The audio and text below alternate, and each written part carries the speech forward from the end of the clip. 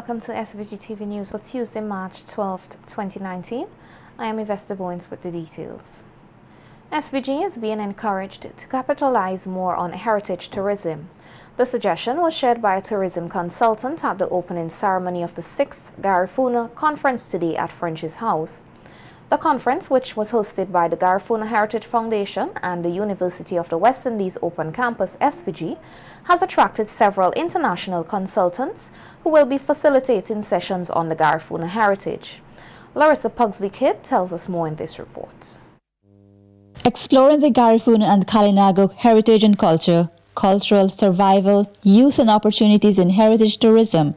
That's the theme under which this year's 6th Garifuna conference has been held. Acknowledging heritage tourism as key to the expansion of attracting more tourists to these destinations, tourism consultant Vera and Buriton challenged those attending the conference to be innovative and creative if the country is to continually see growth in the tourism industry. The tourism product has moved from being perceived as simply comprising a physical structure, that is, a tourist accommodation, to one in which the average visitor, and this is very important, the average visitor is no longer content to spend his or her entire vacation relaxing on a beach or beside a swimming pool, but instead seeks a more active lifestyle and has a strong desire to learn about the culture and heritage of his or her chosen vacation destination. Buriton, a former director of tourism in SVG, said, "The potential in heritage tourism is grand once explored." President of the Garifuna Heritage Foundation, David Darkey Williams, said, while SVG's heritage and pride among its people is slowly progressing, he would like to see more persons come on board to expand their knowledge by developing projects to further expand the Garifuna heritage. In the Garifuna culture, there are many opportunities for the development of projects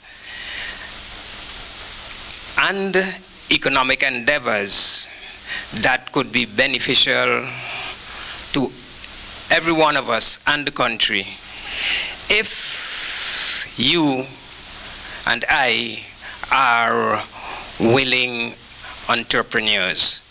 That is, are we willing to take that plunge into our heritage, into our culture?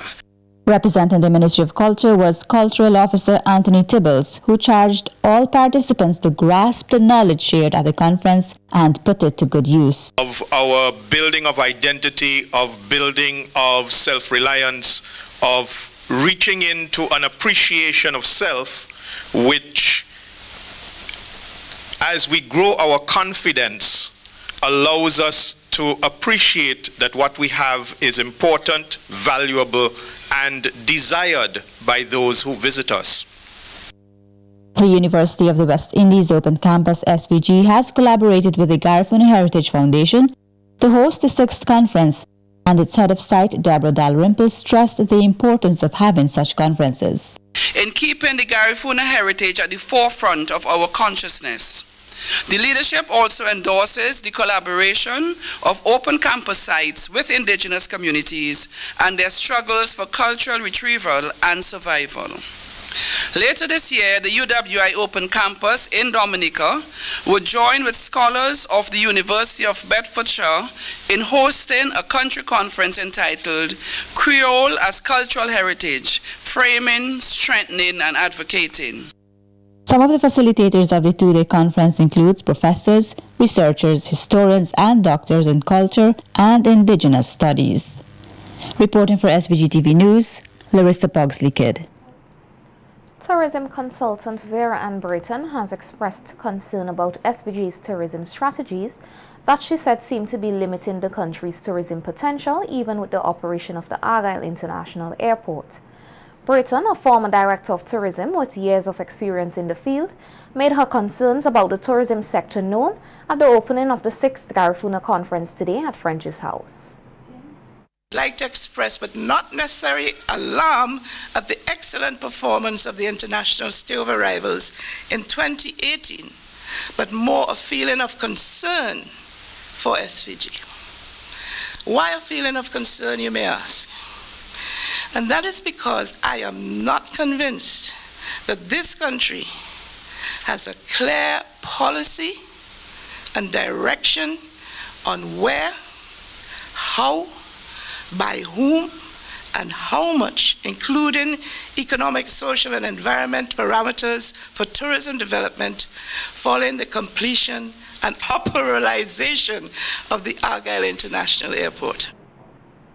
Brereton noted that there has to be a bottom-up approach when developing policies for the tourism sector, especially with the exploration of heritage tourism. She said a better approach to planning and research is also needed, and that the ordinary person must be involved in the process. In reality, the success of any tourism development is not an automatic occurrence. Careful policy and planning development based on sound market and product research with full input from local communities is no longer a maybe, but a must-do. And I would like to urge that the development of such a tourism policy take a bottoms-up approach, not a top-down. In other words, all people must be given the opportunity to have an input into the creation of the tourism policy. The creation of a development plan for heritage tourism, no matter how much Darky and his people do, you have to have the support of the authorities. The tourism consultant lauded the work of the Garifuna Heritage Foundation and appealed to the relevant authorities to lend full support to the foundation financially and in other ways. Appear that not enough attention is being given to research, not by you guys, by the authorities, and this may very well be a result of limited financial allocations, but this needs to be addressed. In today's world, there are two terms that are used over and over and over again, in some cases with seemingly only lip service being paid to them. One is sustainable tourism, or sustainable development, and the other is climate change. The cynics would say, if you want aid, make sure you use either or both of these terms in your proposals. Governor of the Eastern Caribbean Central Bank, Timothy Antoine, has made a clarion call for financial institutions in SVG and across the sub-region to work along with the ECCB to ensure the success of a digital EC dollar.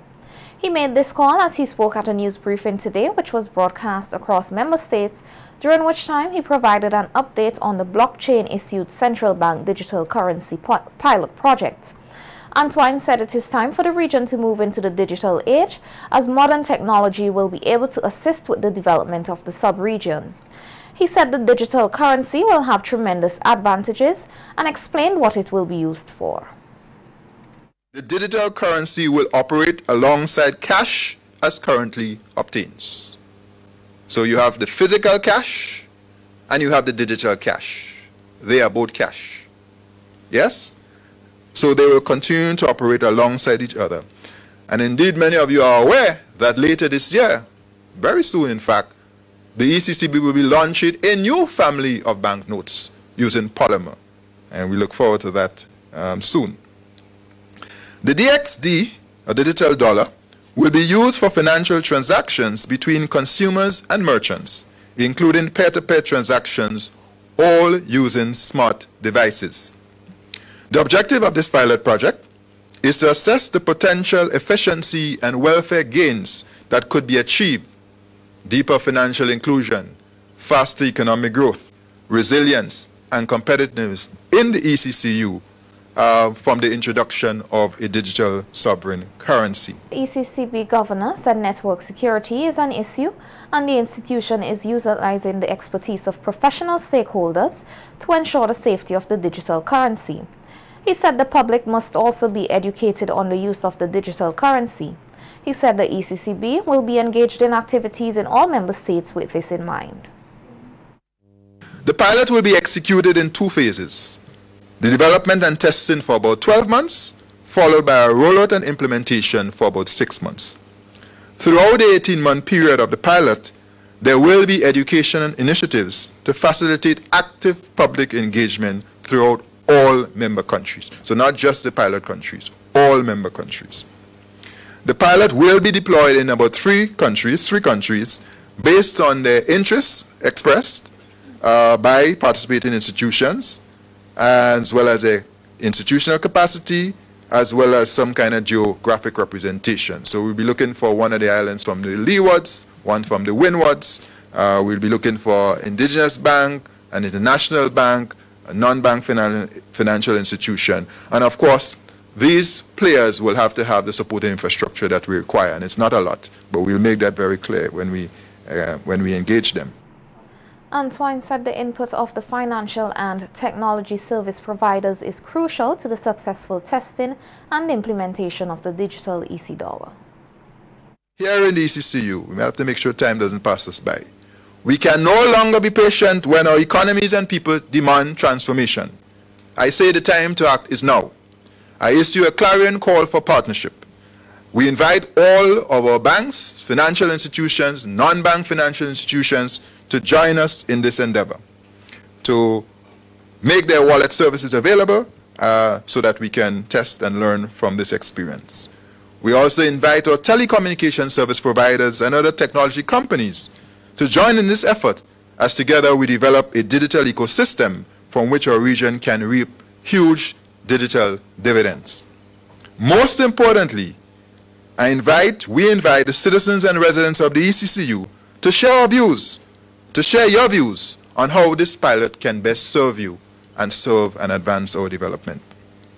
And now, with laser-like focus, let us move forward with the EC Digital Currency Pilot Project, determined to make a significant difference in the lives of the people of the Eastern Caribbean Currency Union. Because, frankly spoken, that is what this is all about. The cost of the recent trip to Dubai and New York by the Prime Minister and his 5-member delegation amounted to some 23,289 Eastern Caribbean dollars and 52 cents. The members of the Prime Minister's delegation included his wife Eloise Gonsalves, Senator Deborah Charles, his Executive Secretary Angie Jackson, Security Godwin Charles, and entertainer Rondi Luther McIntosh. Responding to a question from opposition leader Dr. Godwin Friday on the cost of the trip in Parliament yesterday, the Prime Minister said the expenses were not directly connected to the Dubai trip, which was mainly funded by the government of Dubai, but for other important meetings held in New York. In the case of the Prime Minister, his spouse, and his security officer, they stayed a couple more days in New York than the overnighting, because I had meetings lined up with A, private sector investors, B, a breakfast meeting with the board of the St. Vincent Geothermal Company, which included the Reykjavik geothermal officials and other advisors, and a meeting with the Assistant Undersecretary working at the Office of the Secretary General of the United Nations, dealing specifically with the Venezuela issue. So some of the expenses I'm talking about, which are in transit, really do not concern so much the Dubai visit, but related to other matters. The Prime Minister said that the main purpose of the Dubai trip was to attend the World Government Conference, which was a very huge and important conference.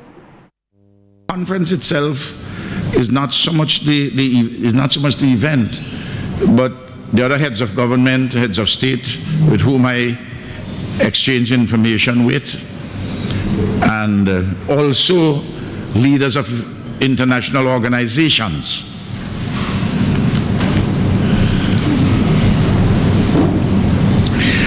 And of course, I had the opportunity to meet and discuss the relations between St. Vincent and the Grenadines and the UAE, United Arab Emirates, and in particular the Emirate of Dubai, with the ruler of Dubai, who's the Prime Minister of the UAE, and who is the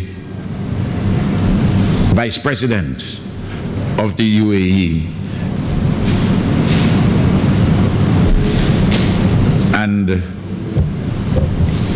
as a consequence of that discussion, we further our very productive relationship. And of course, I had discussions with other ministers and officials in Dubai.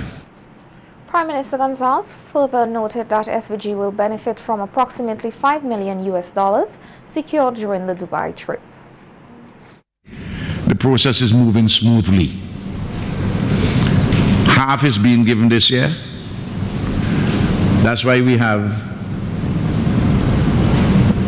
$6 million inside of the $6 million is in the budget for this year, and the balance for next year, because 5 million is 13.35 million. 5 million US is 13.35 million US EC. Mr. Speaker, the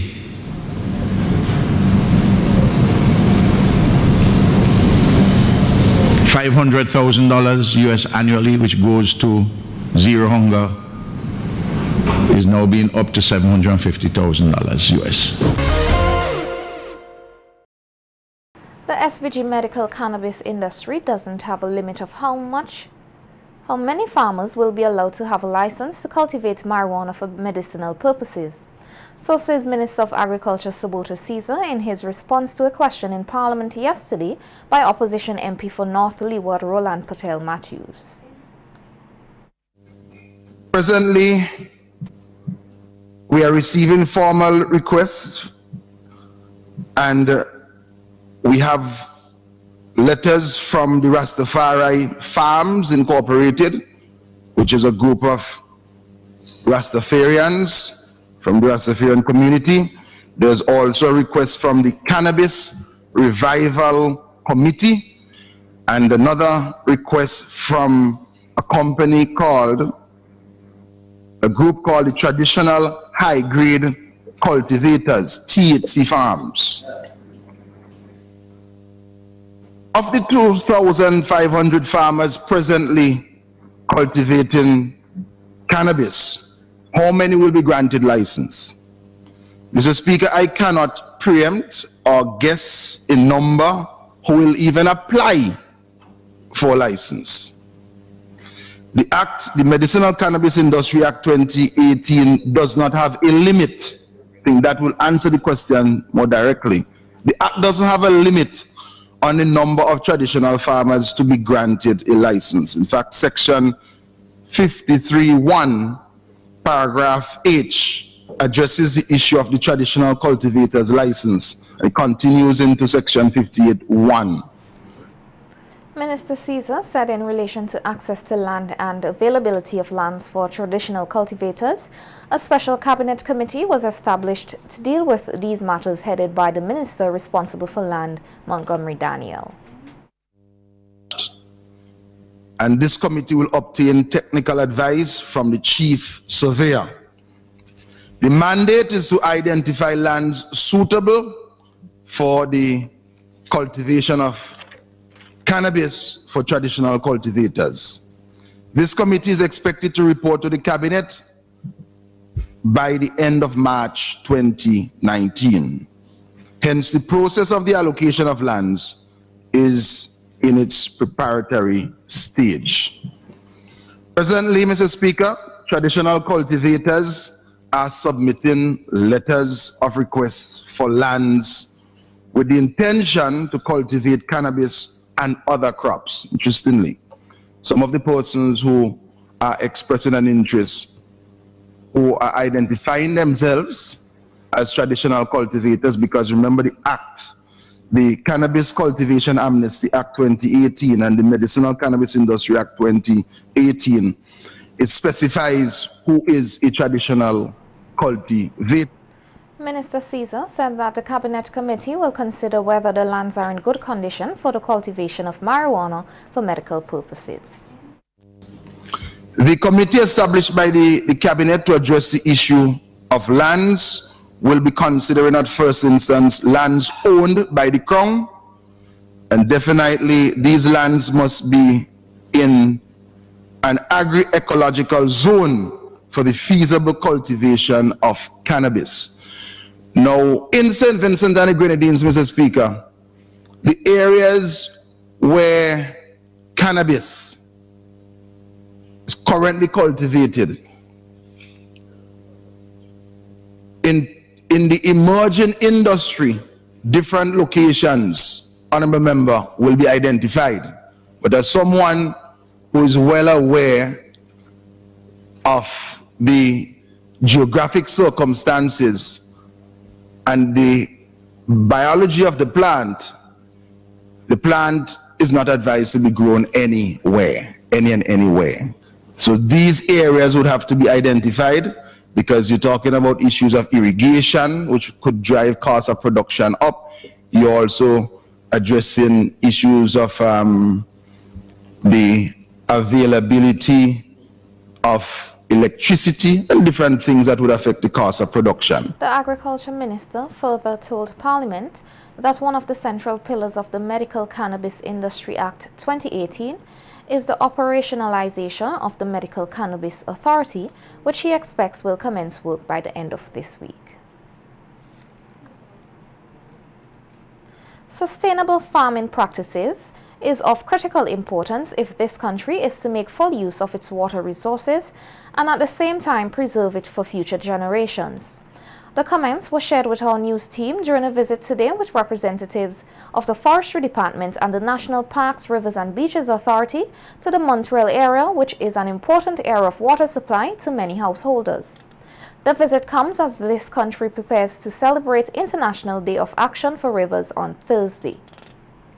Barvin Oliver tells us more in this report. Water is critical for the maintenance of life, and the forests and rivers are invaluable to the supply of this precious resource. However, the activities of man continue to hamper the ability of the forest to provide a smooth flow of these resources. Forestry supervisor specializing in watershed management, Casmus McLeod, said unsustainable farming practices continue to impact the forest and hamper the quality and quantity of water it provides. Speaking from the Montreal area, McLeod said liquid and solid-based pollution are one of the issues associated with unsustainable farming practices. If you look at this particular area close by, you have a drain right adjacent to the land, and the farmer here have used what we call some form of herbicide to clear the land. So it's obviously the travel time for this chemical into the drain is very, very immediate, and then it goes right down into the waterway, hence polluting the water and contaminating the water by pesticides and herbicide use. This is very critical. You may wonder, you're in the upper watershed area, but yet we still have impact of what we call solid and liquid waste pollution. We just mentioned the liquid waste, which is the chemical, and now you can see all the way in the mountains you have solid materials that can contaminate your water supply, because obviously once these end up in your drains, even the plastic dietine from way back when we used to plant bananas, look at how many years we would have stopped planting bananas in the Montreal area, but yet you can have remnants of blue dietine in the area. So the consistency of these non-biodegradable products is very evident, and it's very significant in terms of adversely affecting our water quality and by so far quantity. The forestry supervisor said improper grazing of animals also has detrimental consequences. And what grazing does, it compacts the soil, and by compacting the soil again, it makes the top of the soil a lot harder, like a hard pond or a layer. And by having that compaction, this again in itself is going to affect the infiltration and percolation ability of the soil. So once that is affected, obviously, irreversibly, it's going to have a severe impact on the amount of water entering our waterways, and not only the amount, but the quality of the water itself that enters the waterways. McLeod said sustainable farming can solve the negative effects caused by bad farming practices. What can we do to reverse this trend quite a bit. We can do what we call sustainable agriculture, where we incorporate soil and water conservation techniques. So we can do strip cropping, we can do agroforestry, we can make sure that the soil is covered and protected at all times. We can do windbreaks, and mainly we farm along the contour. So in other words, we do furrows along the contour. We do terraces, bench terraces, and we can also do drains in terms of contour drains. So these are some of the corrective measures that we can do. In terms of grazing, we can try zero grazing, whereby we can tie the animal in one location, cut the grass or the fodder, and take it to the animal, rather than leaving the animal to roam freely and compact the soil. So these are just some of the ways in which we could combat this problem. For SVG-TV Evening News, I am Bavin Oliver. Police have arrested and charged Suji Thomas, a 31-year-old vendor of Kingston Park, New Prospect, with theft.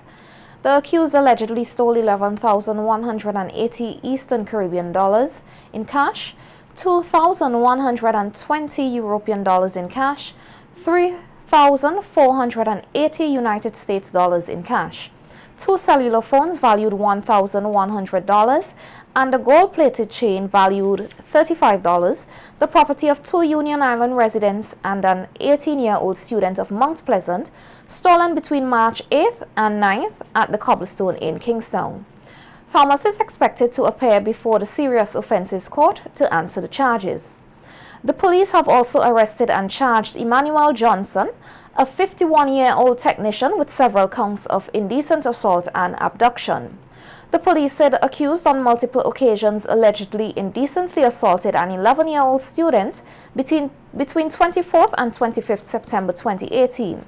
The accused was also charged with several counts of abduction, where he allegedly forced the minor to his apartment complex on numerous occasions. Johnson is expected to appear before the family court's magistrate to answer the charge.